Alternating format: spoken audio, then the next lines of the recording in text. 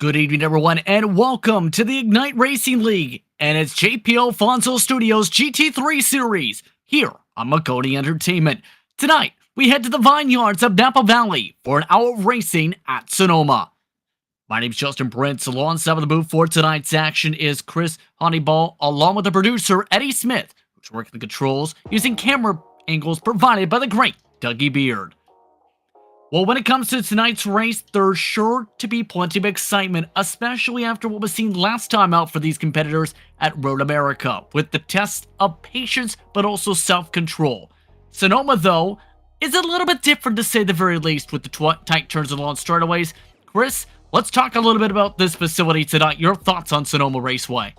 Sonoma is a fabulous track because on the southwest side, most of the track is up on the side of the hill. So you get a lot of crests where it's a blind corner that you're going over. And then you have to manage your suspension, your car lift, compression, all that great stuff. This just under 2 mile track at 1.99 in tonight's configuration, we're actually hitting the chute where we're bypassing the carousel. Gives us a little bit higher top speeds on that northern side over there before you get down to the flat by the drag strip, where there's just the sweeping turns where you can be pretty much full throttle the entire way through there as long as you've got your tires just barely touching the curbs. This track was originally opened at Sears Point, so some of you may remember it as that name, or maybe even Infineon Raceway. That expired in 2012 though, when the ad dollars went away and the contract went away and they went back over to Sonoma Raceway, which is what we know and love it as today because it's in beautiful Sonoma, California, like you said before. So iRacing won't give us the 47,000 spectators that this place can hold in real life, but I think we're in for a treat tonight with the GT3s that we got going around the track. It'll be very intriguing to say the very least. And for those watching this series for the first time, how this format works is there are 60 minutes up the clock once we get to the race in of itself. However, there's a fuel load percentage of about 42% as the limit tonight. Drivers in turn have to take 2 pit stops, one of which in turn, Chris, you have to take tires. How do you plan that out, especially with the open setups these drivers will be dealing with tonight? The tire change is going to come into the strategy big time tonight because you and I were talking prior to the broadcast and you says if you change tires, you might lose the race. So that's going to be something that they really have to think about in that timing for their pit stops. And that brought to you by the Maconi Setup Shop race analysis for tonight, as the drivers look to see if they choose the right strategies here at Sonoma with the Cup historic layout here tonight. Now, it's important to mention when it comes to the season of itself, JP Alfonso leads the point standings over Juan Salazar. It's very tight, though, between those two. 2 points, the difference between those two. And keep in mind, prior to this season, it had been announced the structure of the champion. $300, second place, $150. A big difference between those two. Let's look at some of these onboard driver point of views in the midst of qualifying, meanwhile. Look to see how some of them do, including Alfonso and co. So far, Alfonso, one of the quick drivers in qualifying behind Phil Forster by just a 1/10 of a second so far with about 2 minutes to work with, plus the runoff time, Chris.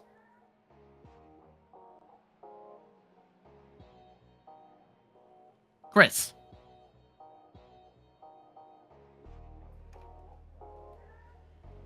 Anyhow, in regards to tonight, so far Forster leading the way in qualifying over Alfonso. Jose Puig is currently in 3rd spot. Juan Salazar dominated practice. However, his personal best in qualifying is only 4th best in the session. He ran quicker than his practice time. Adam Barker, Nick Sorensen. Amongst the top 6 currently, 17 entrants tonight. So how do you plan things out? How do you play things out, especially knowing the championship fight, how tight it is between Alfonso and Salazar? That's going to be the major question mark on many people's minds. Take a listen on board. Meanwhile, this is Salazar looking to try and bump up his time, his 9th time around the circuit.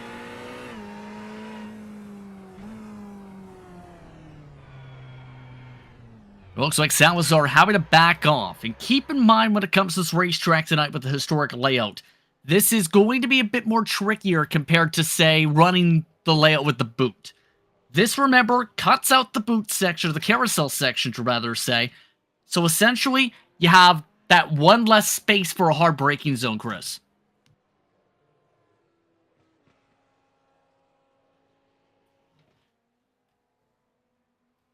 I believe we may have lost Chris in that regard, but as qualifying gets ready to come to a close here tonight, I'd like to remind you that this series in its action is brought to you by JP Alfonso Studios, the title sponsor of the GT3 series, a tattoo shop in Norcross, Georgia. See jpalfonsostudios.com for all the recent work and booking information. Plenty of exciting action on the docket. Less than 2 minutes on the clock of runoff for the checker flag for qualifying. While a couple drivers have a chance to improve. Jamie Mosley, who just cut through the gravel trap. Justin Knapp, as well as JP Alfonso, who's already running at a slow tempo. So qualifying just about coming to a close. And Philip Forrester, who didn't practice, mind you, goes top of the board.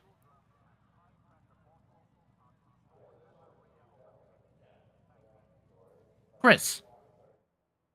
Sorry about that. I am back. So a little technical difficulty on this side, definitely on my side. Sorry about that. Your thoughts on qualifying? You know, you mentioned skipping out on the carousel, and there's an interesting fact that in the carousel, you do have to modulate your throttle response a little bit and really strategize down there. So the interesting thing at turn 4A over there, where they get to skip it in the chute, is you get to just kind of go flat out from 3A, little bit of a lift there for that kind of steep turn at 4, and then flat out again all the way to 7A, where you get to make that right-hander and go into this sweeping left, right, all the way down by that drag strip at the bottom. I think these drivers are really getting the hang of it in there. And it's interesting to see, because I haven't actually had the pleasure of watching these drivers in the past. It's going to be interesting to see how they manage their tire wear coming down those hills and hard braking into those corners. So all drivers have pulled off in the midst of this qualifying session. Just a couple seconds until the roll to the starting grid. Tonight's difference amongst the qualifiers, 4 seconds from the top to the bottom of the board. 2 drivers ended up not taking times for tonight's action from wine country. With that, the drivers now get themselves all situated for tonight's 1-hour action. Let's look at how they'll start this evening's race. Phil Forster starts on the pole today for the rolling start with JP Alfonso on the outside of the first row. Jose Puig starts in 3rd position, 2/10 off the pole, alongside Juan Salazar. Salazar looking to inch tightly for the points lead. Adam Barker, Nick Sorensen, row 3. Then it's McKenna Dean and DJ Trout in row 4.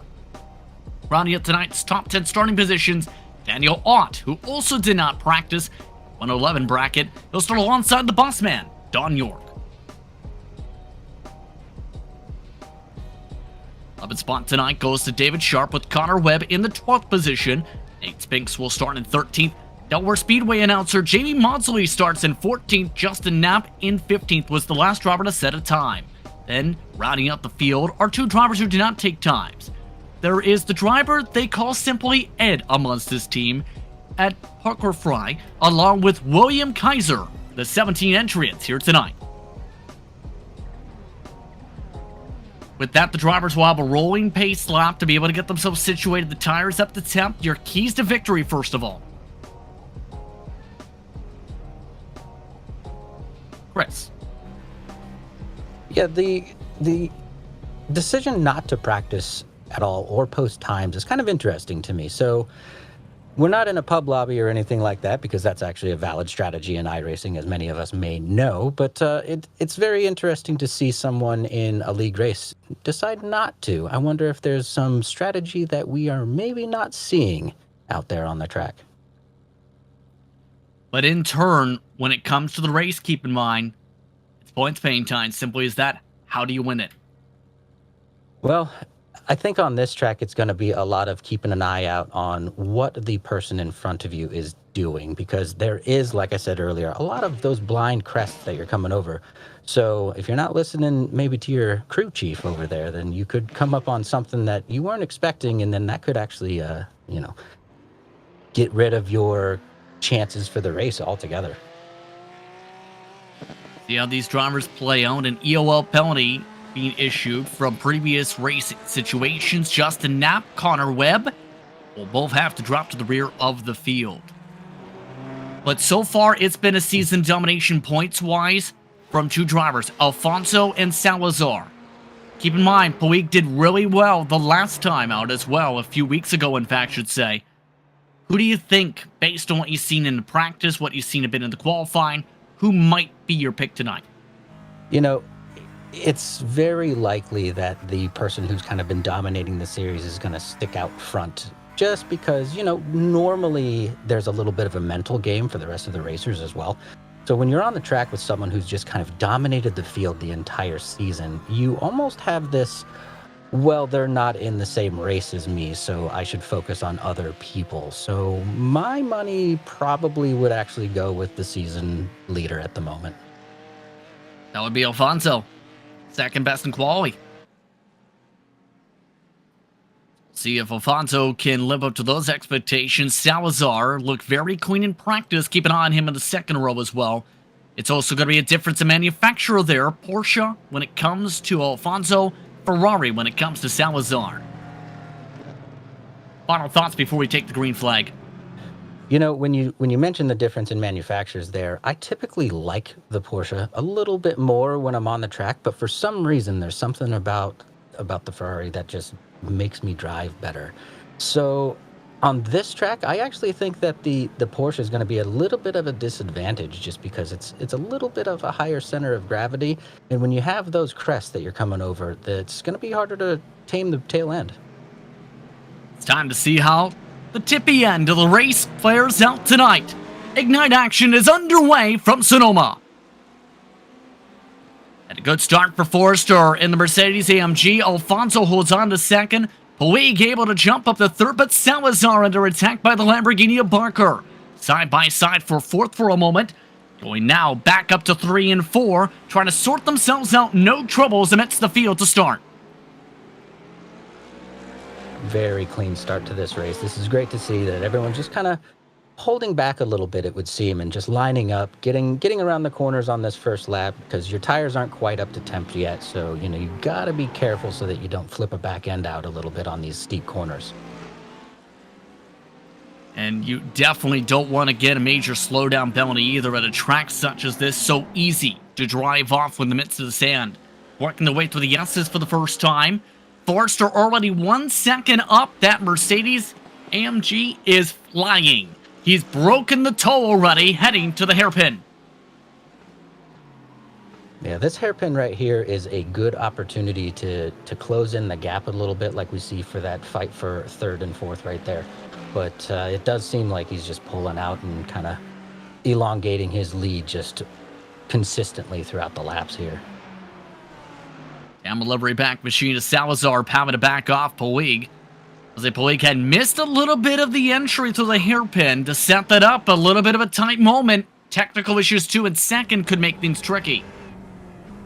Yeah, it's really hard to drive against a car that's disappearing and reappearing on you on the track. I've been in that situation a couple times where you get the netcode problems, and yeah, it makes it a little difficult to follow closely. So you're a little bit, shy on the gas pedal and shy on the follow close, so you can't really set up one of your favorite moves because you're worried about just contact. Aboard, this is Salazar. Waiting patiently, and now Puig with a little bit of a technical blip. And the big thing is, too, when you have those blips like that, it's essentially taking away the drafting as well. And there goes Puig to the sand. Narrowly running over the Porsche. No move this time, though, for Salazar to the hairpin yet. I would be playing it quite safe being behind a disappearing car like that, because iRacing is one of those games where the car could be far ahead of you and then it disappears and all of a sudden it's right at your front bumper. So I would be a little gun shy, definitely going through all of these turns here. It's dangerous. Same time, though, Barker starting to get a little bit dancy and antsy for a moment there. Dean, Sorensen, and Otter also in this choo-choo train for the time being. It's gotten to where Alfonso's starting to break away from them as well, so it leads to the question, how do you set up the pass when you feel like it's time to go? I feel like the pass is going to come, I'd honestly be looking at turn 7 down there that we just passed at the bottom of that hill there. You get a good run. If you can just outbrake a little bit, you'll probably take it, and then it's pretty much flat out through all of this section where there's not another opportunity until you get to about turn 11. But the hairpin's pretty hard to pass people on. You honestly have to go far around because no one's going to give you that inside line on them on turn 11. So while Forster looking to pull off to the races last time by, in fact this time by the stripe, of the 1:10.5's a personal best.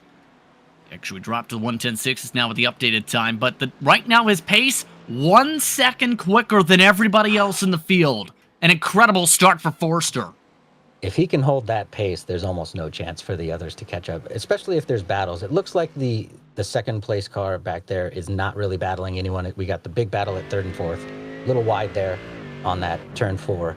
But all in all, if he just keeps this pace, I think he'll be very safe throughout the entirety of the race today. Just hear the smoothness when it comes to how he's approaching this throttle currently.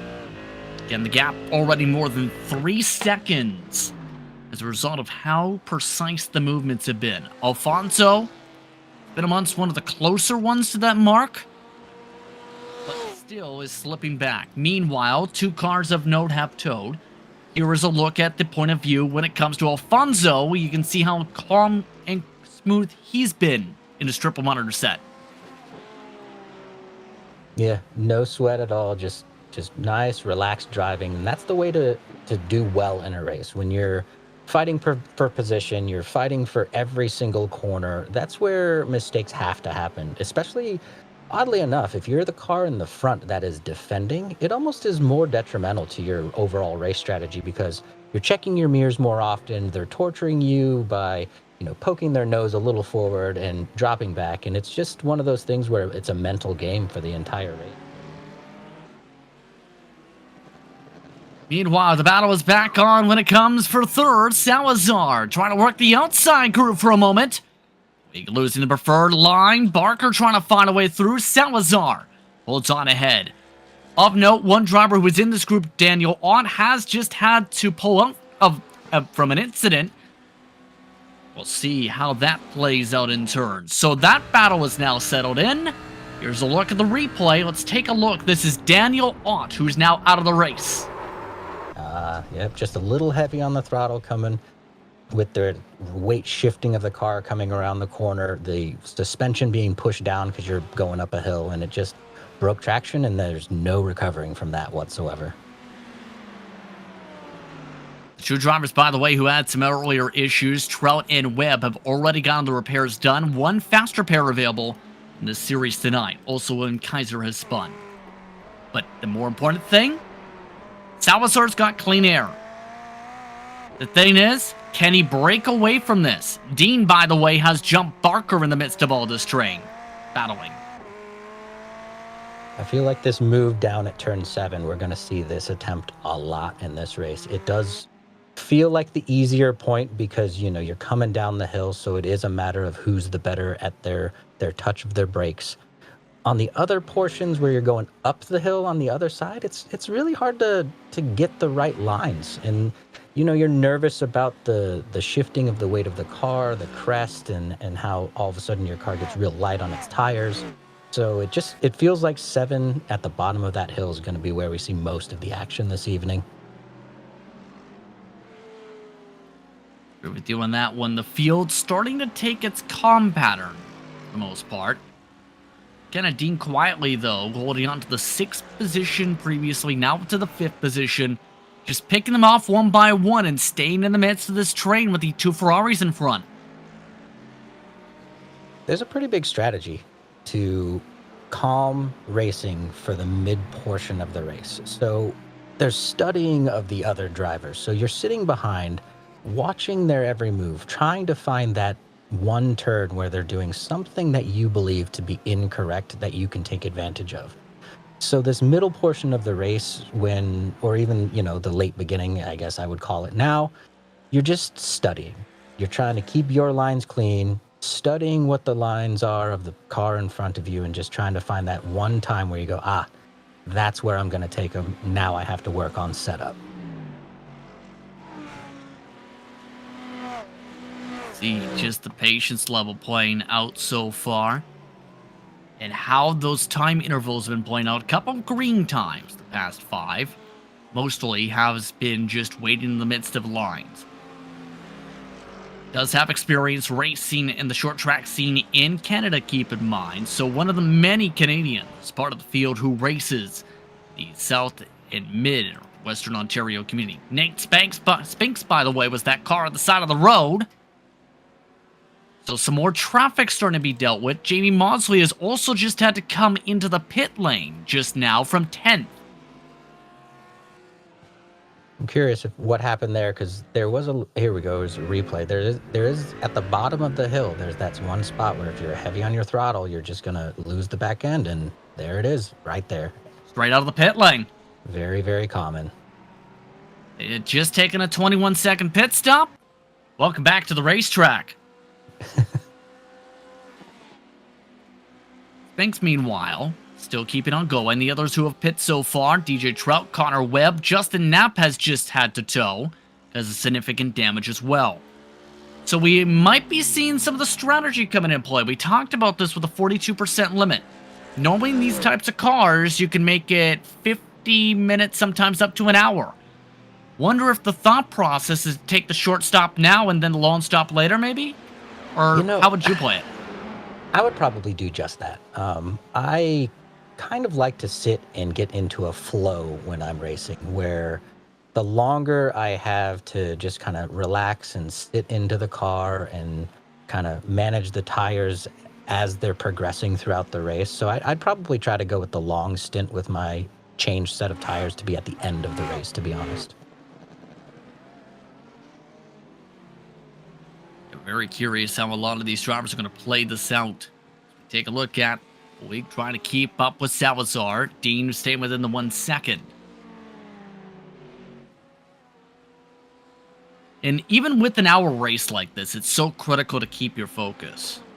So it's the matter, can you keep up the tempo, especially with how the tire models have changed over the past few months? Yeah, there's an interesting thing about an hour-long race, because an hour is just outside of that comfort zone as your brain doesn't shut off. You actively have to work to pay attention to everything going on the track and not kind of get distracted by just droning out like you're on, I don't know, pick any freeway in the world where you're just going straight for a while. You know, when you're racing and you get into that muscle memory routine, your brain does start to waver a little bit, and you do start to lose attention at times unless something kind of snaps you back into it, and that could just be one of those moments where you were a little heavy on the accelerator coming right by those pits at the bottom of the hill there, you know? Exactly. Keeping an eye, though, on the race leader. An interesting tidbit. Did you know that Phil Forster, posting mainly TikToks of motorcycles and iRacing, has a following of 1,500. It turns out sim racing is very popular on TikTok. You know, I didn't realize how popular TikTok and sim racing were. Well, I knew TikTok was popular, but sim racing specifically on there. I ran a search once, and, you know, the TikTok algorithm will pick up on your habits and desires pretty much instantly, let's be honest. And the amount of sim racing content that's on there, and very high quality, to be honest with you, is kind of, I guess, for lack of a better term, exciting, honestly. I enjoy it a lot. And that many followers in the sim racing world is a very, very good following. I've heard of some eNASCAR drivers, can't remember the exact driver off the top of my head, that are in the 38,000 plus bracket, and that was 2 years ago. So it's so critical, even if you're in some cases the casual driver who wants to build a following up in the sim racing to keep things in hand, and that's Connor Webb with a dangerous line. Webb had just spun out the previous corner complex. He navigated the iRacing ice grass with pure skill. That was a nerve-wracking moment. I can just imagine him right now sweating through his sim racing gloves, just heart pounding. Ooh. So we had two issues. One is this one. This is how we ended up in front of the leader, curbing. Looks okay. But then you give the scare in front of the leader, that's where it compounds itself. Just a late break, because I guarantee, well, I don't guarantee, but what most likely happened there in the cab for him is he was looking at his rear view mirror, and then he looks up and all of a sudden he's way too deep into that corner, and now he's just on reaction mode. There's this weird thing that happens when you have a spin, like when he clipped that curb, is for the next, I would say probably half a lap, you're on like that tilt mode where anything could go wrong at any time until you finally settle down again. And that's why that second error happened. He was looking too much into his rear view, trying to see where the car behind him was, and went way too deep into the corner.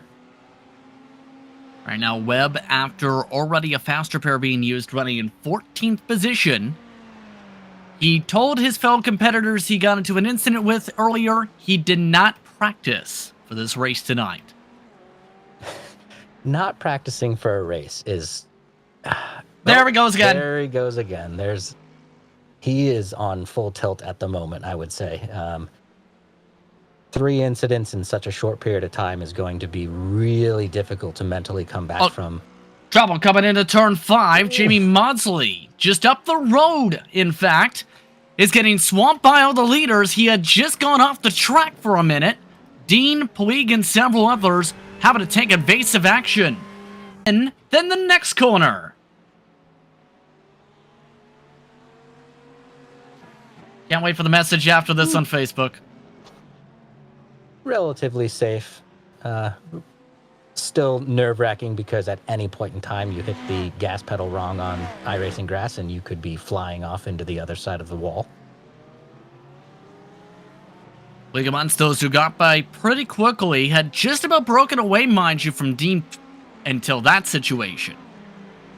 This is where these races come together, and you know, we got into that what we called boring portion of the race where it was just kind of spread out perfectly. Almost everyone was equidistant apart. And then, you know, you have a couple incidents and it compacts the field, and all of a sudden we have a race on our hands again. Traffic divot, traffic taketh away. Looking at an air battle, this is the tail end of the lead lap currently. Don York, previous lap, had gone off in the grass. York now retakes the 8th position from David Sharp. Currently, these drivers... driving. Yep, indeed. Have a track back right now with the leader.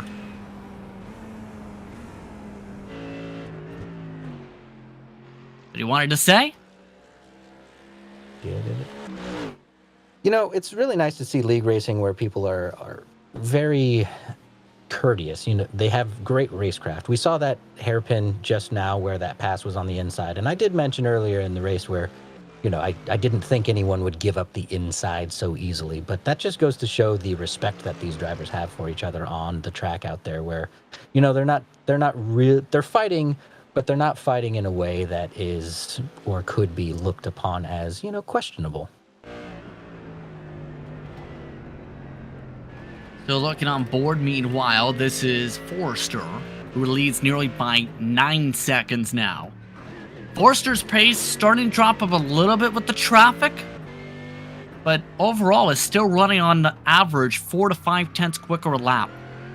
Yeah, his lead is very large now, so being a skilled driver, obviously he just has to make sure that he's paying attention, that he's hitting all of his marks, but it seems at this point that he is almost on cruise control, where he's settled into this track so much now that he can just keep on pushing. Rules else when you get spotter help. Lucas Santos is on his box tonight. Screechy Moose Motorsports Endurance also runs in the open wheel scene. Comes to iRacing platforms. Gap up to more than 9 seconds that time by the stripe. Expecting scheduled stops pretty soon, you'd have to think, for the next 10 minutes or so. So when we were looking in that cockpit view, you saw just how difficult that... Oh, we have a... Oh, right in front of second! That's William Kaiser who's gone around. Alfonso and Salazar almost T-bone him. You know, Kaiser saved that incident right there because he floored it and got himself off of the actual tracks to clear himself so he wasn't, perpendicular to everyone's racing line. That was a smart move by him so that he just didn't take out a bunch of other people as well as himself having massive damage by being T-boned up at the top of the hill.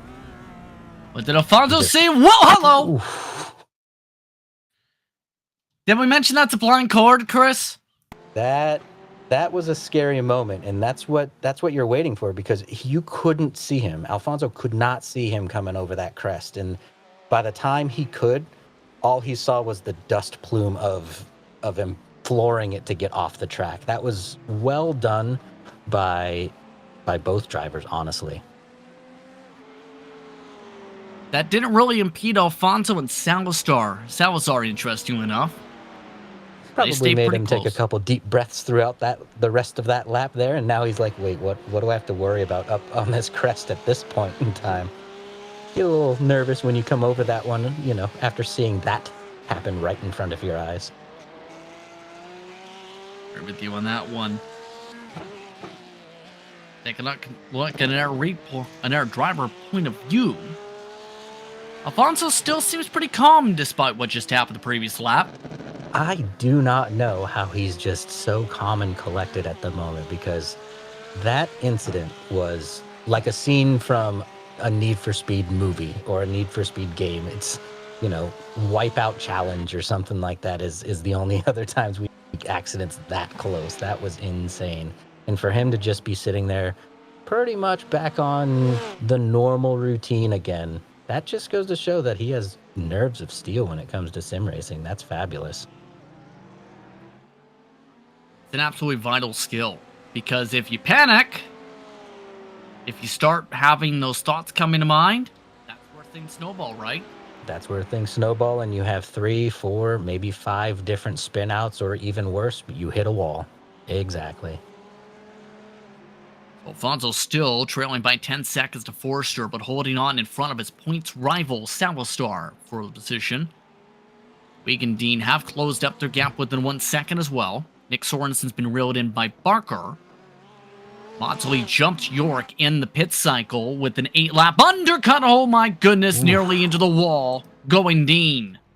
Pit stops, by the way, for Trout underway. Up at the top of turn 4, you're pushing as fast as you can because you're trying to get the most from the straight coming off of turn 3 and then the extra straight coming off of turn 4 as well. So you're pushing as fast as you can. You do have that runoff area, but it does cut back in insanely quick. Absolutely agree. When it comes to that mark, it's so easy to make mistakes there. Oh, and near mistakes coming out of the hairpin. Puig nearly taking a right towards Gilligan's Island. We are not running that pit stop today. You do not need to stop there. I think it's been decades since the last time we've seen stock cars at Gilligan's Island. I want to say it was in the 90s when the last time that section of the track was used. Gilligan's Island is unique because the actual primary pit crew would have to go in there and they could not leave or do anything until the race was concluded. So, if you have a situation where your car's out in maybe the first couple laps, you got to just sit there on the inside of that track and just watch everyone go around while you can't leave the track. Kind of an interesting situation in the old times there. It's actually all the back to 2001 in the first year of the new TV deal at the time.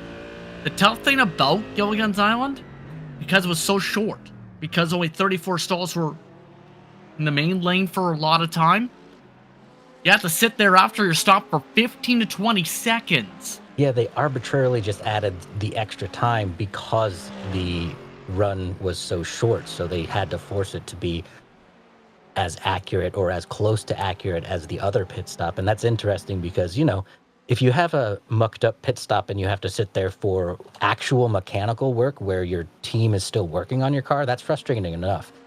But sitting there going, okay, well, I just have to wait for 15 or 20 seconds here and do nothing. That would be the longest 15 or 20 seconds in your race.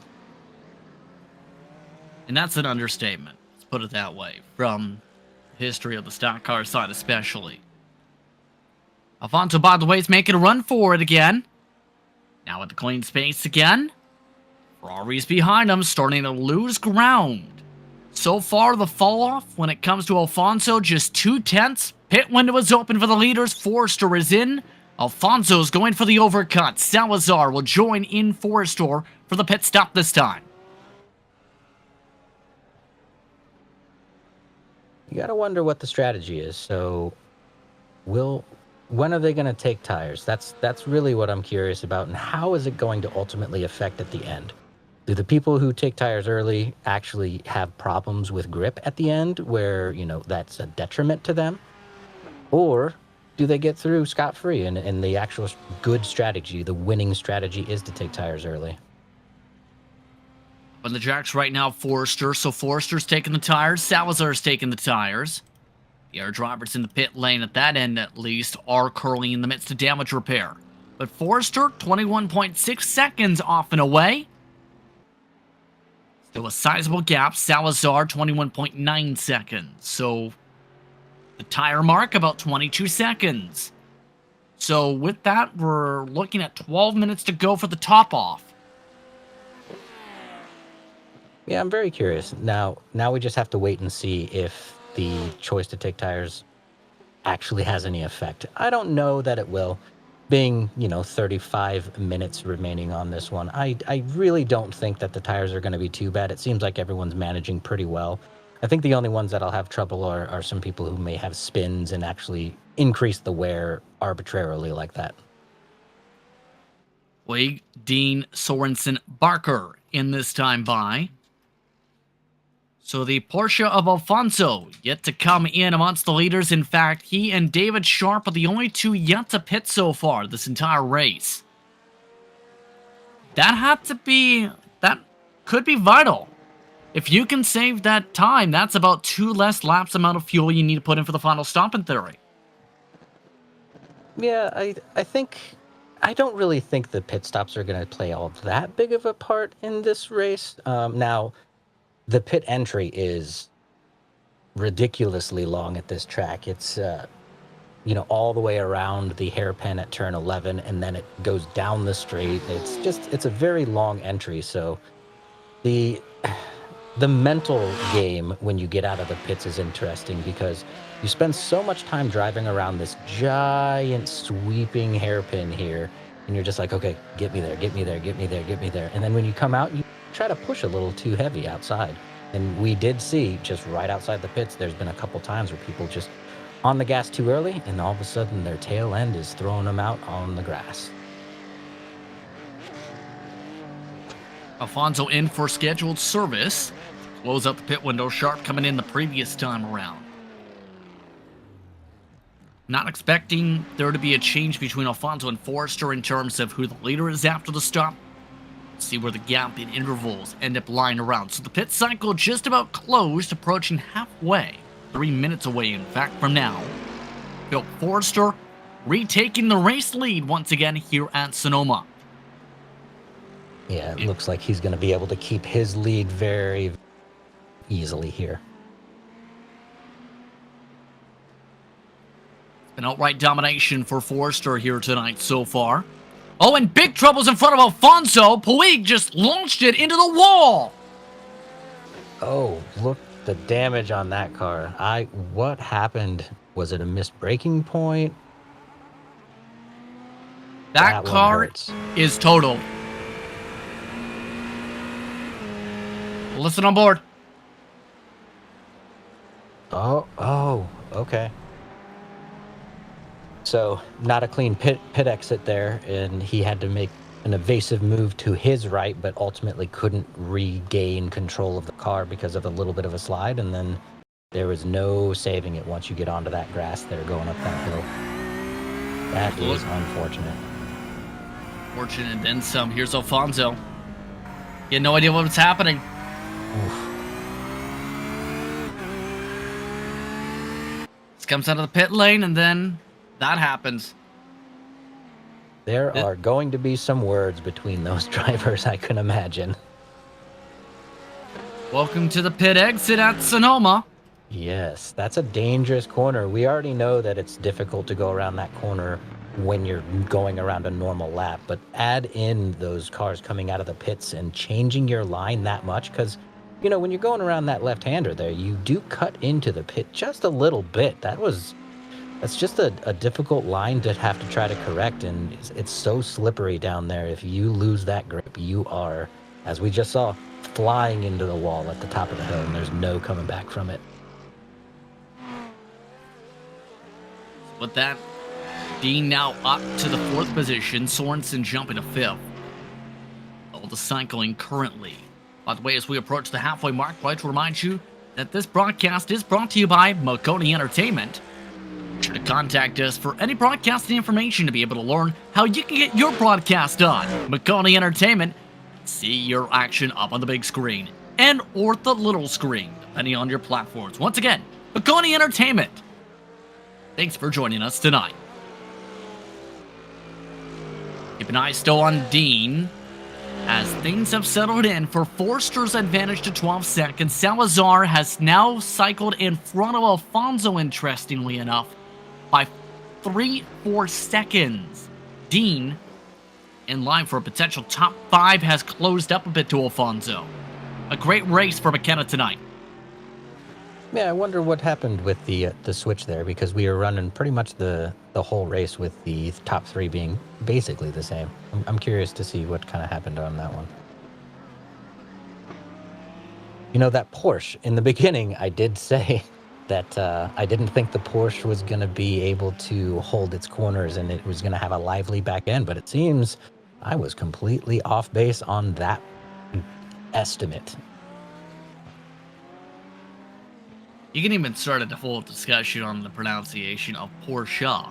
Yeah. By the way, the car dealership / manufacturer does prefer Porsche. You know, it's kind of like the Fanatec name. We've asked Thomas Yakima whether it's Fanatec or, you know, the handful of other ways it's pronounced. And he, out of all people, goes, doesn't really matter. As long as you're talking about my brand, I don't care. So, wow. I wonder... Very, very candid on his side there. As long as you're, you know, mentioning his brand, he doesn't care. But yeah, Porsche, for some reason, in my mind, that's one of the names that I always say Porsche. No matter how many times someone's been like, hey, it's Porsche. I know it, but it just doesn't ring in my head before it comes out of my mouth. It's kind of strange. Slightly off topic in that regard, but put it this way. Nazex, with his popular song that put him into the mainstream, one of the lines is Porsche, and the part is done, I think, to accentuate with both pronunciations. And back to the Porsche. Salazar's been doing a solid job in it, but it's been fairly consistent. Pace-wise, not too much fall-off, but the top speed difference seems to be the major factor between him and Forster tonight. Yeah, I think you're right on that one. Forrester is just elongating his lead continually. I don't think, barring any major incidents, I just don't think that he is catchable in this race. He is shooting on all cylinders right now, just running a very, very, very good race. But when you're in a championship battle, you need to run good races constantly for a reason. And the interesting thing is, Alfonso, when you look at the points chart, has yet to get a W as part of said chart. Salazar has 5 in their chart. Yeah, that's an interesting stat there, because it means that Alfonso's just being unbelievably consistent. And that can win championships. We know that. You don't necessarily have to take every win, because especially if the winner is always someone different. It's a very interesting way to fudge with the numbers, where you almost, I can't say you go under the radar, because you're probably hitting podiums on most races, but you're so consistent that almost people are overlooking you because they're like, oh yeah, he's up there again. Okay, that's fine. Well, the saying is not getting checker flags and then finishing 25th in the races you don't win gets you checker flag, rather championships. Consistency wins you championships for a reason. And it's proof right there with the points leader with Alfonso. Looking back at Salazar, meanwhile. So the way things are shaping out, Salazar with the consistency looking towards a second, if not third place, could be a huge night when it comes to Salazar's season, to at least jump ahead a bit. You see the difference on times, in fact, for the past 5 in the green compared to Alfonso. That's impressive. Constantly being in the green means that you're pushing and pushing and pushing. You're not sitting into that 28 minutes left kind of halfway through the race mundane portion. You're still shooting as fast as you can, and then there's again a nice pass on the inside, massive respect between the drivers, nice and easy getting through there, just going and just putting more green times on the board. And you see some of the differential settling on in, currently still less than 2 seconds or so the gap. Another lap in the green, beautiful. Should say Alfonso now faster than Salazar amongst that, but it's still a couple 100ths difference, depending on the traffic margin. But again, the saying, traffic give it, traffic take it away. Mosley now having to find a way to get Alfonso around him quickly, and that's gonna be the time back. Coming down that hill is so dangerous. It's just a competition of who can brake better. And you're always trying to push the limits of how late can I go in, how late can I hit this brake, how late can I turn in, and all while also considering when is this guy next to me going to make his move, what is he gonna do? So there's a lot of calculation going into those corners at the bottom of that hill. After losing about a second, there goes Alfonso back up around the lap traffic. I believe they're amongst those working together amongst this action tonight. So, either way, traffic give it, traffic give it away, and yes, indeed, Mosley in the background nearly losing it a little bit.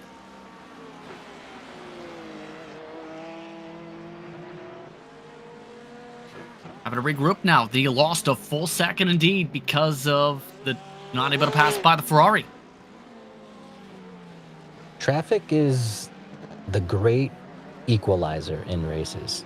You could be having the race of your life, and all of a sudden you come up on some traffic, and everything can change in just a split second.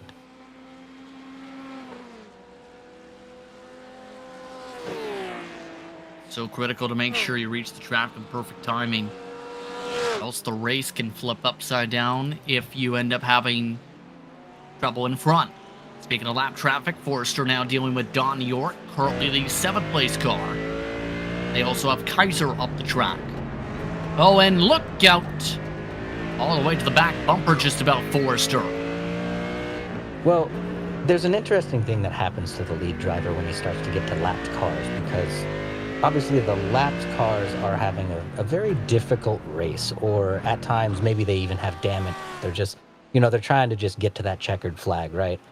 So you get to a point where now you have to plan for unpredictable driving styles that aren't like the top of the field. So it's going to be maybe earlier break points, different turn-ins, all kinds of different variables that you now have to manage.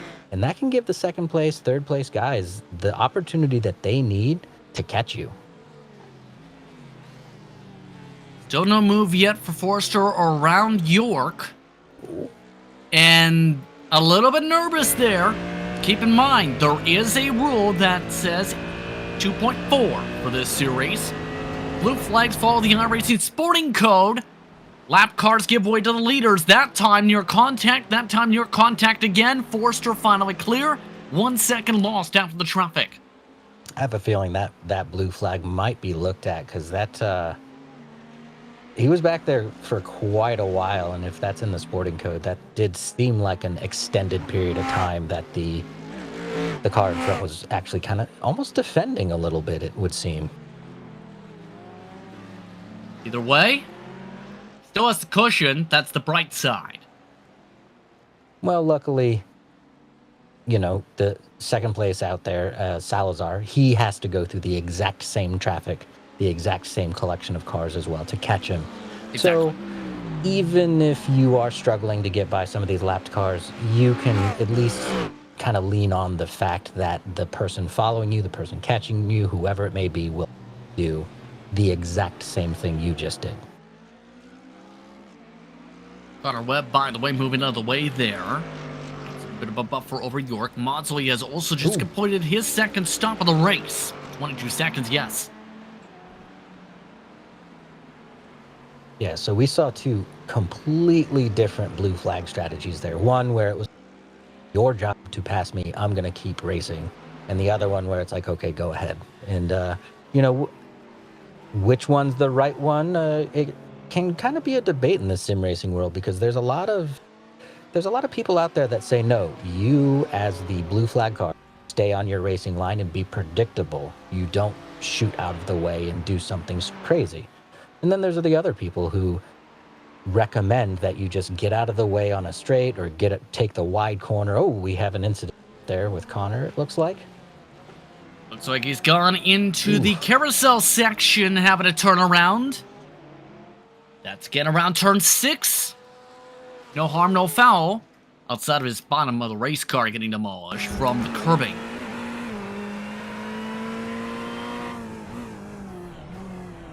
You know, there's a big outrage for sausage curbs, of course. Look at that. Just catches that inside corner, unsettles the suspension. It drops back down, hits the road hard enough to break traction on your wheels, and they spin in 180 degrees. Tough moments there. You're trying to push, so you're trying to catch that corner a little bit, just a couple of inches here and there, trying to clip them a little. And then you just clip too far for your suspension to handle, and it throws you. Webb, by the way, is running in the 12th position with Puig out of the race. Chance to move to 11th in about 2 laps' time. So long as the car keeps going the way it needs to go. Dean is the next car on the lead lap who has to get by. Let's look at Salazar again. Alfonso's closing in again, keep in mind. Alfonso last time by 3/10 quicker. In fact, he's been quicker again since passing the traffic 4 laps in a row. So we just took a look at Salazar coming around that same corner where Webb did actually end up spinning, and he is also clipping quite a bit of that curb there, but it seems like his suspension a little better. I wonder if a little pedal coming off of that curb. Big question, indeed, with how things are playing out. Don York, by the way, coming into the pit lane for his scheduled final stop. We are in the window. Remember, some of the drivers, in terms of fuel tanks, can go another 6 minutes or so, or under 16 estimated laps to go in this race. A lot can happen in that many laps. You know, we've seen quite a few spins, quite a few errors on the corners and the break points. So this race is, for Forrester, I think he's out there quite a bit, but this race for any of the other places, still pretty open, honestly. Those S's, those cars just look fabulous coming around those S's at as fast as they possibly can.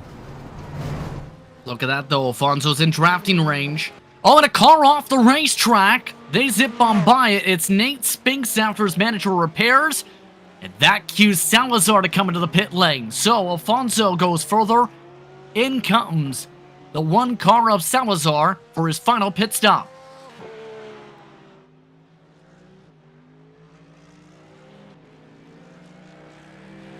An interesting call. Only 15 laps into the stint, if that. Yeah, that's not a lot. It's an interesting call here. Just probably wants to get it out of the way, not have to faff with it anymore, and just move on and just finish out the race and just settle into that golden zone where he can just throw laps together and just be very, very consistent. I think at this point, maybe catching up is kind of out of his mind at this point. He just wants to run a nice, clean end of the race and just stay, out of trouble, out of incidents. Salazar has come out 45 seconds, only a 10-second pit stop with the fuel, and here comes Forrester. Forrester comes in for the scheduled stop, already on the limiter at 44 miles per hour. Again, it's been clean sailing since the green flag. He broke the draft within the first lap. Since then, Forrester, outside of lap traffic, has not seen any of his air competitors. Alfonso has also just come in this time.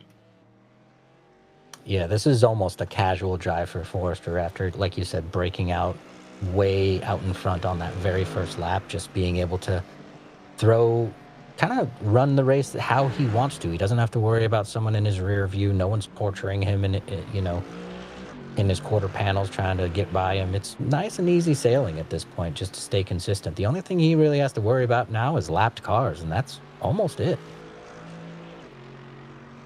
Tina's just cycled in front for now by only a couple seconds, but again, the 5 has to make a stop. Forrester an hour 10-second stop. Alfonso did try a strategy, though. If we could head to Alfonso and Salazar, guess who's jumped ahead? Alfonso on the fuel strat, 2 seconds less in the tank. Ooh.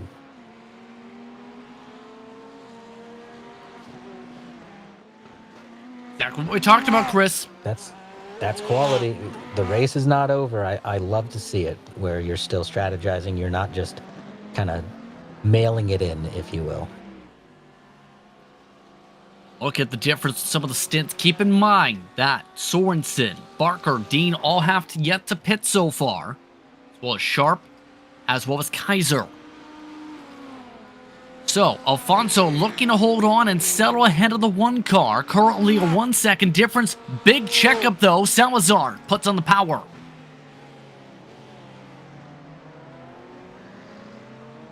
Ooh, gave him a lot of room on that inside line there. I think he expected him to be closer. Salazar looking to try and scrap to get the spot back. He's already blinked the lights from the pit exit. And lap traffic at Don York is up the racetrack. This is where the battles get interesting. When you are approaching a lapped car and you've got someone in your rear view, you the lights, get him out of your way, say, hey, I'm in a battle right now. You need to move. Now this all goes around with the traffic. Remember what happened the last time they reached the back end of the 153. Look for the back end of the 996.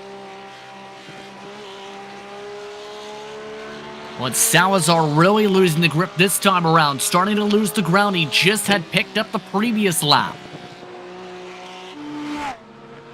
I wonder if there's a strategy going on. So we talked about it earlier where you study your opponent for lap after lap after lap. I wonder if he sees a weakness at the top of the hill, going up the hill, somewhere in that range, because that does seem like it's where he closes in the gap a little bit more.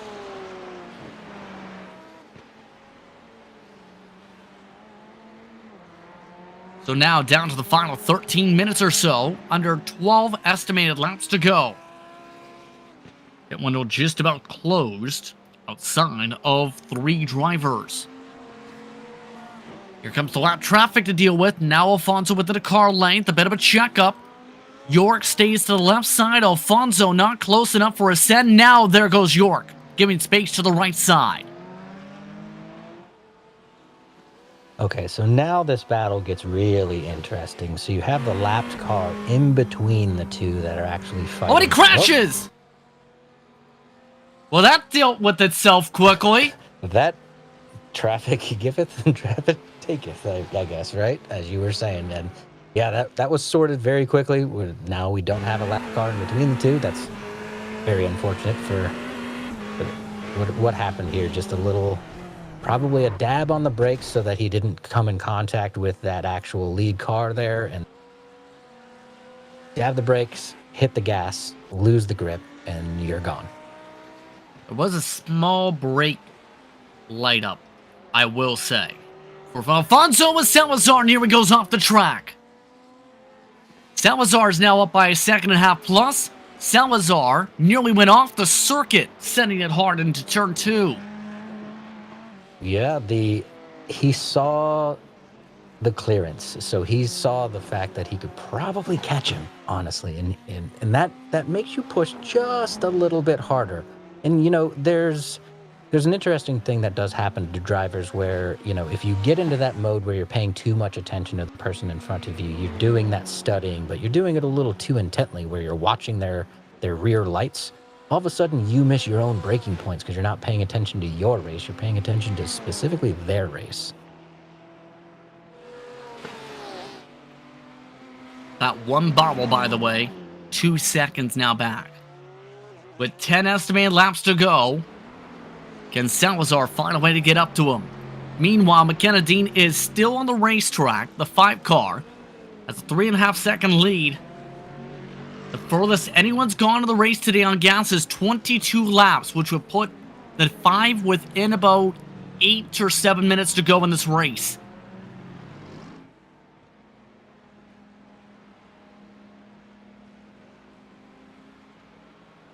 You have to wonder how much fuel has to be put in the tank. Can the 5 jump anybody with that call down?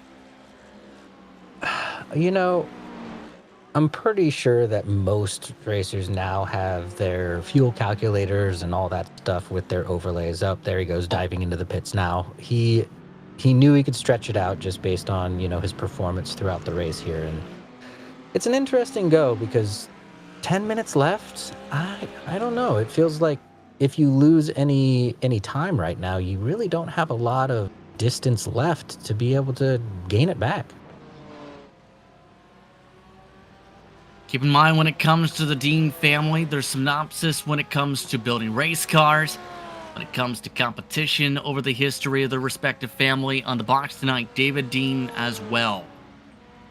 They're also one of the many drivers who have competed for Screeching Moose Motorsports throughout the years, including as part of, a couple of years ago, an endurance series for Canadian sim racing competitors. Pit stop over for Dean. Dean, in turn, took a 10-second pit stop despite going 6 laps further than everybody else.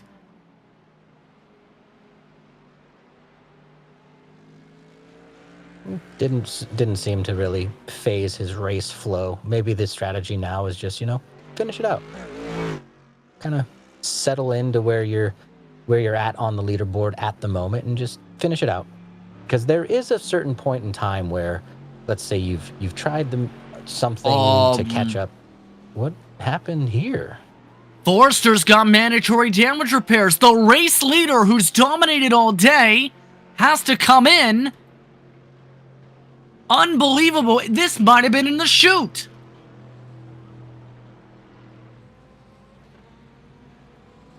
Alfonso may have just had this race fall in his lap. What happened? Fast repair taken by Forrester. Forrester is now off the circuit. Can't confirm this was last time by turn 5. Forrester walled the car with the right front tire and demolished the fender. Here's a look at the replay. Again, this will be in the chute. And remember, we've seen a couple times today, drivers snap loose on acceleration out of that section, Chris. This may have cost Phil Forrester the first win of the year. Yeah, you're coming down this hill to this very steep angle here. You hit that little curve. Yep, the car just gets out of control. That whole section is downhill. That's a pretty steep turn. You don't have a lot of runoff, so if you mess it up a little bit, and with that curb also, yeah, that's going to throw you all over the place. That is very disappointing for Forrester there. He's run a perfect race the entire time, and then just one simple little over push got him. Forrester now needs a miracle. He's 8.7 seconds behind. He's been up to a second quicker a lap at times, but he has only 6 estimated laps to go to do it. In other words, if he wants to try and get the win back, He's flying. He's losing time, this Alfonso. Yeah, and then coming down this fast portion of the track here, you've got to be a little bit weary now because you did lose it. It took the lead away from you. So coming down that hill, you're probably like, well, I just don't want to push as hard as I normally would to be able to make up this time. It's a very, very mental struggle right there. And Never mistake from Forrester, and Salazar is falling apart up the road too. Salazar's had several off tracks the past 2 laps.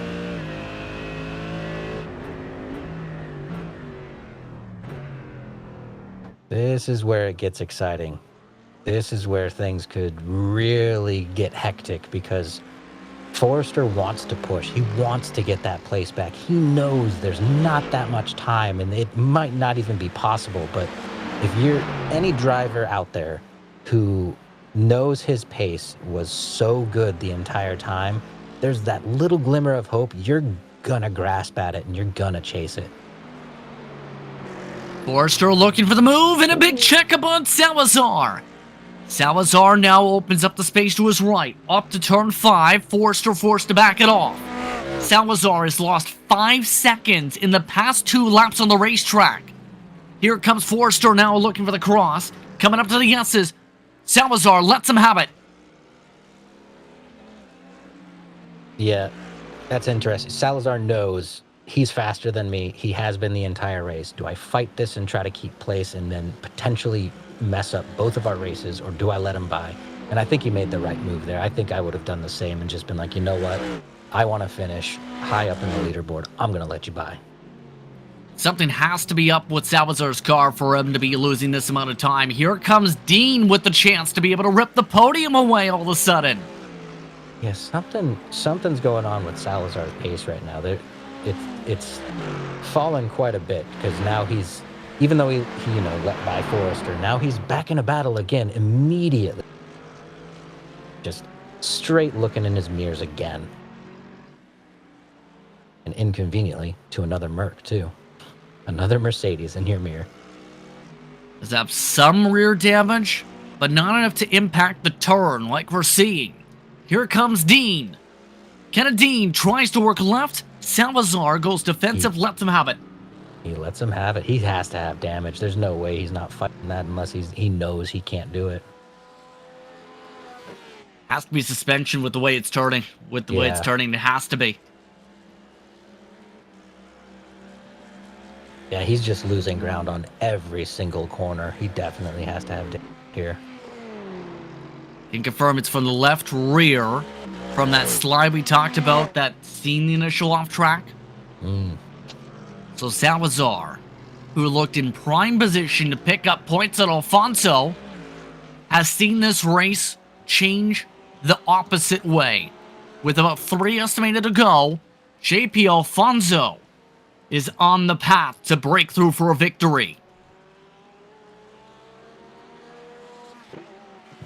Those are amazing moments. So Alfonso here, not sure if he necessarily saw that Forrester was in the pits, but all of a sudden he saw his name flip. And then at that point he's like, wait, he is in the pits. What just happened? But you have that moment of elation where you're just like, I'm in first place. I didn't think this was going to happen. He was so far ahead of me. And now, crunch time. You got 3 more minutes left. Just keep it together. You're doing... It was almost a gift. Merry Christmas, right? Unfortunately, we don't have a DeLorean for this day. But it's definitely a potential gift indeed, with the mistake of Forrester. The mistake from Salazar, producing that pressure too. 2 estimated laps to go. About 2.5 minutes on the clock. Alfonso is growing the gap over Forrester. Now it's nearly 10 seconds ahead. All Alfonso needs to do is stay on the pavement.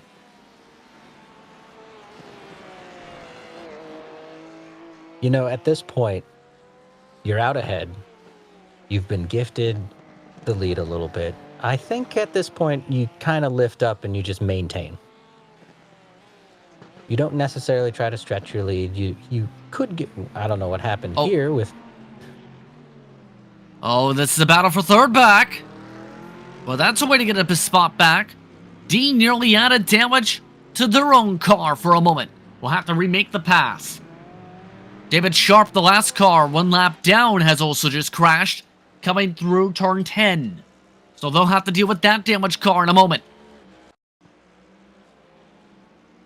Here's what happened to Dean for a quick second.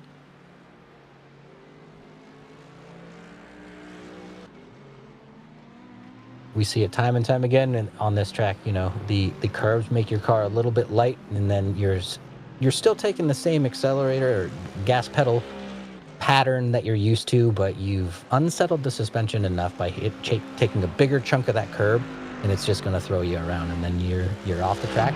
Hopefully not into a wall. Luckily enough for Dean, he did not go that far off track, but he did lose a lot of time. Still having a shot. And here's the thing. JP Alfonso have to go another lap. Alfonso beat the clock by less than 10 seconds to extend the race an additional lap. Did Alfonso put enough fuel to make it 2 14-lap stints to end the race is the question.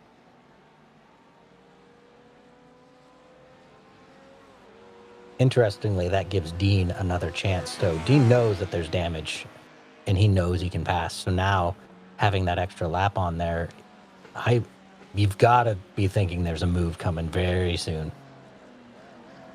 Keep an eye on Alfonso still, the overall race leader in what has been a bit of a busy night from Sonoma.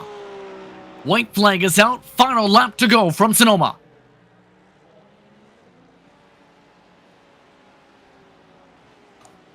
Now it's all about maintenance. Just maintain your speed, be nice and safe. Well done. Alfonso needs to hold on to the 8-second cushion. Forster still in second. Salazar looking to fight for the final podium position. But again, Alfonso's consistency has kept him in the championship hunt all season. Was the points leader, in fact, coming into tonight. Now has a chance to add to the victory. A look at Alfonso with their Ignite driver point of view. Now we get a little bit of emotion in there. You saw a little bit of a grin coming off of him there. Get to celebrate a little bit and relax. A few more corners to go for the Porsche. JP Alfonso has stayed ahead of Salazar entering the night for the championship. He'll grow the gap and then some. One final corner for JP Alfonso. The checker flag wins. The Ignite Racing League JP Alfonso Studios GT3 Series win goes to JP Alfonso at Sonoma. Beautifully done. Nice and consistent race. Well done. Just keep it on the track, and that was a fabulous race. Celebrations already going on with Forster, Salazar, and Dean the top 4. Already Forster slamming the back end of Alfonso to congratulate him. Nick Sorensen quietly the top 5. And what could have been domination station for Forster goes for naught with his only mistake of the day. Alfonso right there to pick it up.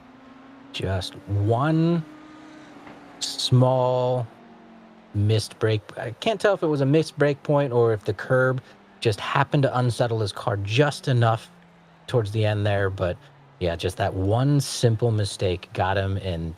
I mean, he still did finish very high in the race. Obviously, that's a nothing to be disappointed about, but yeah, just one thing to take you off of that top spot there. That's tough to deal with at times. Still in the midst of chatting with his teammates, already the drivers have finished up the race run. Alfonso, lots to discuss with his fellow teammate Jose Puig after this one. Let's take a look at the unofficial race results, shall we? For tonight's action. After a busy night, JP Alfonso picks up the victory by about 7 seconds over top Phil Forster. Juan Salazar, McKenna Dean, and Nick Sorensen ended up being the top 5 tonight. Adam Barker, the last driver on the lead lap, in the 6th position.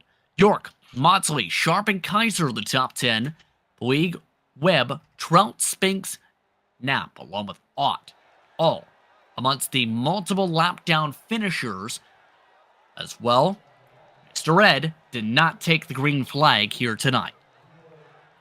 Still looking at JP Alfonso's reaction as he's picked up the W. He was the points leader coming in. He adds a victory to those honors. JP, you're a winner in this series. How does it feel? Oh, it feels great. It feels great. I've been close, but nothing like this. And just to like take a victory on this track is amazing. It's a great result. Definitely all the training paid off. This is a very, very difficult track, very demanding. I was actually surprised that I was, so consistent, and I was more surprised to keep the car on the track. So, what was the emotions like when you realized what happened to Forrester? Well, I mean, I didn't really know what happened. All I know is I was going through the finish line, and the crew chief says, "Well, you in the lead," and I was like, I was wondering what happened. I said, "Well, I figure either he got off the track or he hit something, because I mean, I'm telling you, this track is one of the most difficult tracks that I raced so far in this series." So with that, a big night for you with the victory, a big night for the points championship in turn, adding some more distance between you and Salazar. Your thoughts heading towards the closing couple races for this portion of the campaign for the battle for $300 for the top prize? Yeah, well, I mean, now we have to keep it up. I have to keep, finding the time to do some practice sessions, and really trying to be on my toes. I kind of take it for granted in the last couple of races, and definitely I can see how much affected me. So it's not gonna happen from this point forward. So it's gonna be a tight battle between me and him. That's for sure. Anyone you want to thank today? The usual guys. Without you guys, nothing. This all excitement will not reach all the viewers and all the people. Definitely all the guys that come here and take part of this league. I see a lot of drivers, and no matter how difficult the track is, and no matter how many incidents or problems they get thrown on them, they don't give up. They keep pushing. They go into the pits and go back on the track, and I really enjoy to see that. So Thank you very much for the time, JP. thank you, guys. That's JP Alfonso, race winner tonight here from Sonoma.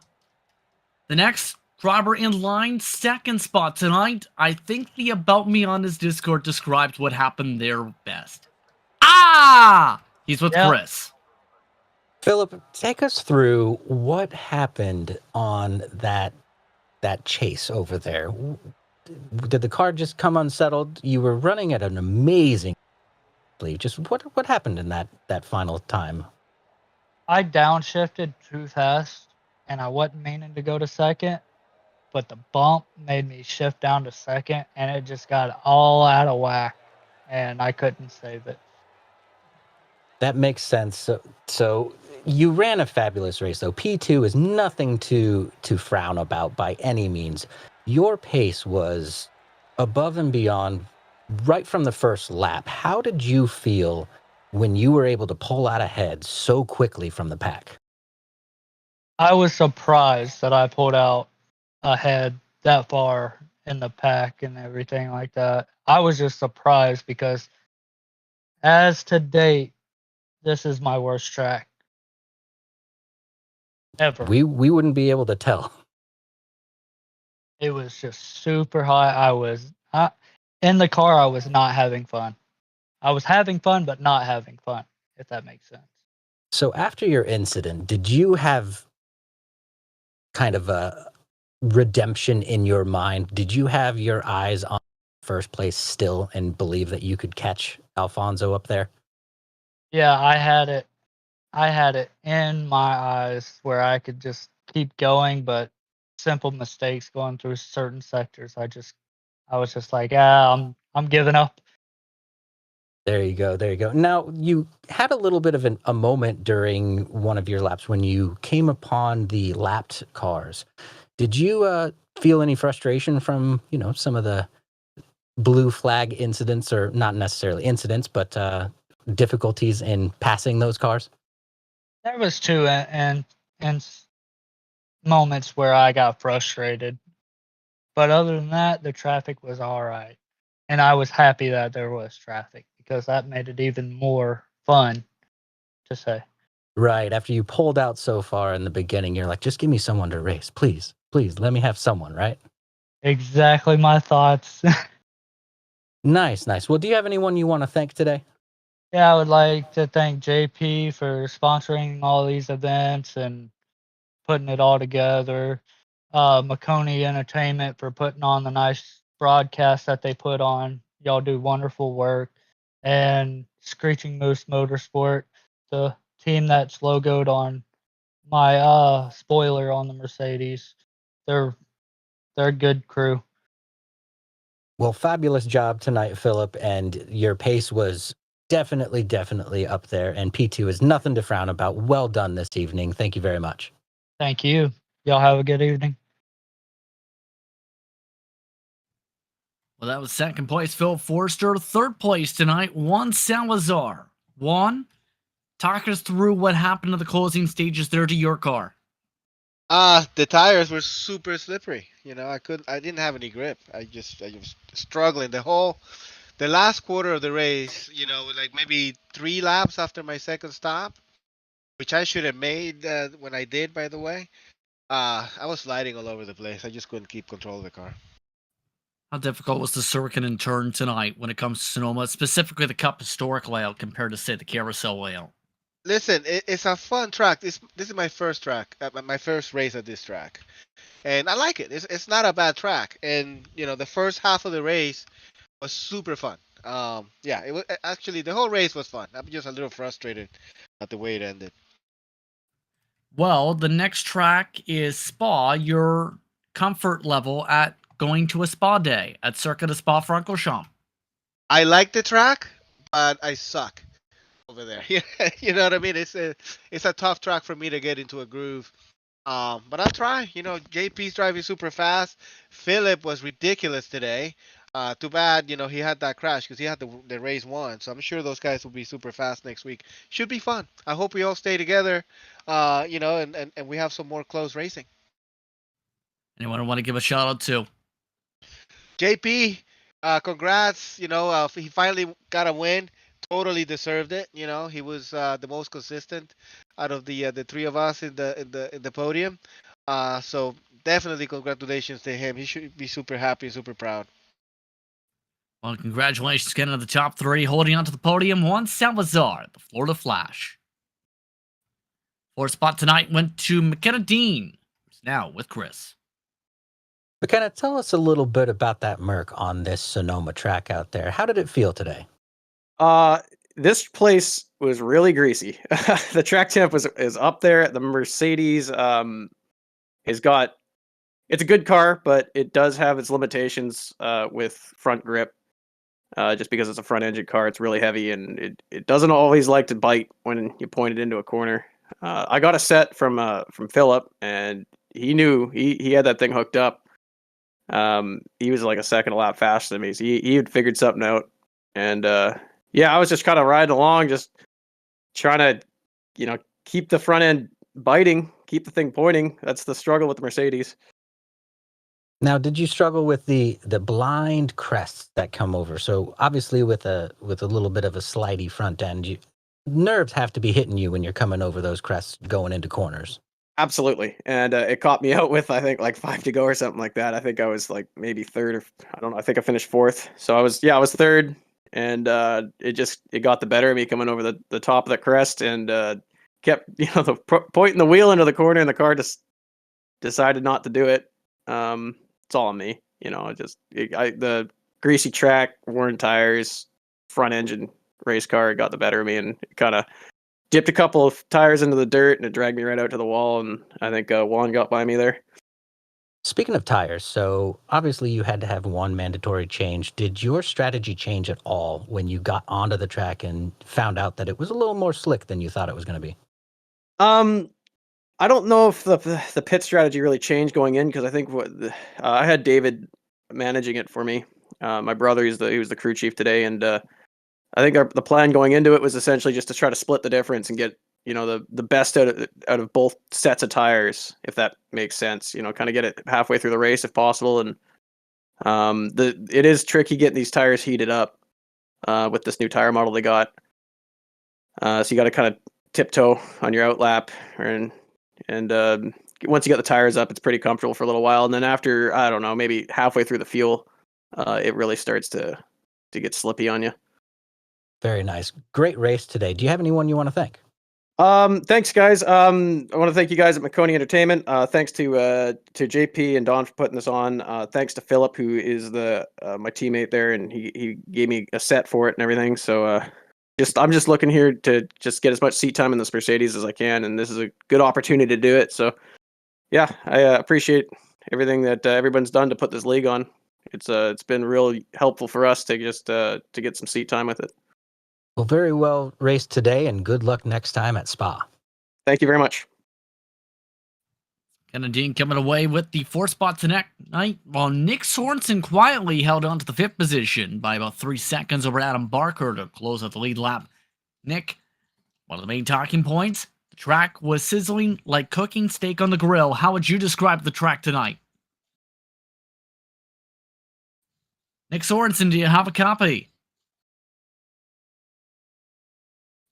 Try this one more time. Nick Sorensen, do you have a copy, sir? That was Nick Sorensen.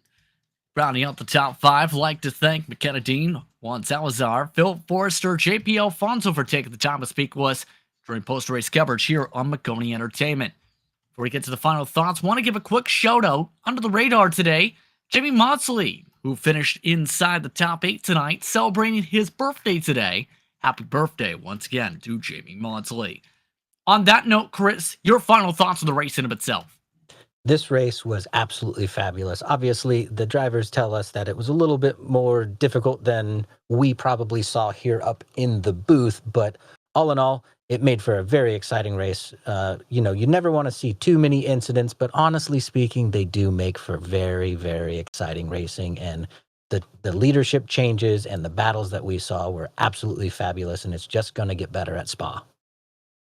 On that note, we'd like to thank tonight's race sponsor, JP Alfonso, as well as our broadcast partners here at Maconi Entertainment. Covering the action tonight was myself, Justin Prince, alongside Chris Honeybell, along with the producer, Eddie Smith, and cameras provided by the great Dougie Beard. So I'd also like to thank you, the viewers, for tuning in for tonight's action. Hope to see you on the 6th, the Ignite Racing League's GT3 Series, brought to you by JP Alfonso Studios. We head to Circuit of Spa Franco Shop next time out. Until then, stay tuned to our social media pages for more upcoming broadcasts. Putting action going on tomorrow with the East Stock Car World Series at Darlington. A thank you to the entire staff for their work for bringing this racing to you. This is a production of Maconi Entertainment. We'll see you next time.